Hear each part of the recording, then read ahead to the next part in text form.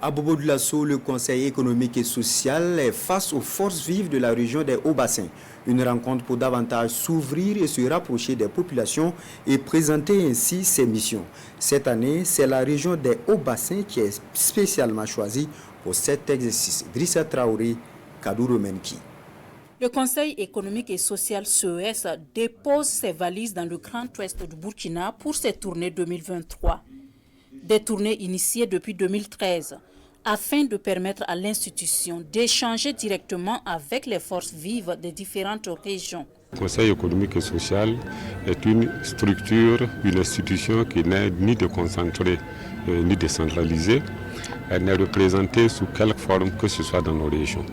Et les tournées du président nous offrent véritablement l'occasion d'aller vers les forces vives des régions. Notre objectif, c'est vraiment de créer un cadre d'échange fructueux et qui permette vraiment à l'ensemble des forces vives de pouvoir nous écouter, mais aussi de pouvoir nous poser des questions pour comprendre davantage ce qu'est notre institution, quelles sont ses missions et comment est-ce que nous travaillons. Le CS, comme également son nom le dit, il conseille le gouvernement.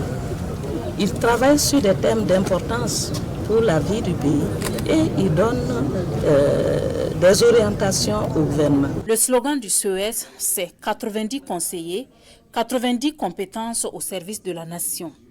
Une institution qui, foi de son premier responsable, joue pleinement sa partition dans le développement socio-économique du Burkina à travers des réflexions sur quelques thématiques majeures. Il faut dire que nous avons deux modes de saisine. Nous pouvons être saisis par le chef de l'État ou par le gouvernement sur des problématiques majeures. Tout comme le Conseil économique et social a aussi la possibilité de s'auto-saisir de thèmes qu'il pense importants pour notre nation. Comme thème déjà traité par le CES, l'on peut citer entre autres les enjeux internationaux et le positionnement géostratégique du Burkina, la problématique de la qualité des infrastructures publiques au Burkina Faso et l'impact de l'insécurité sur le secteur agro-sylvo-pastoral.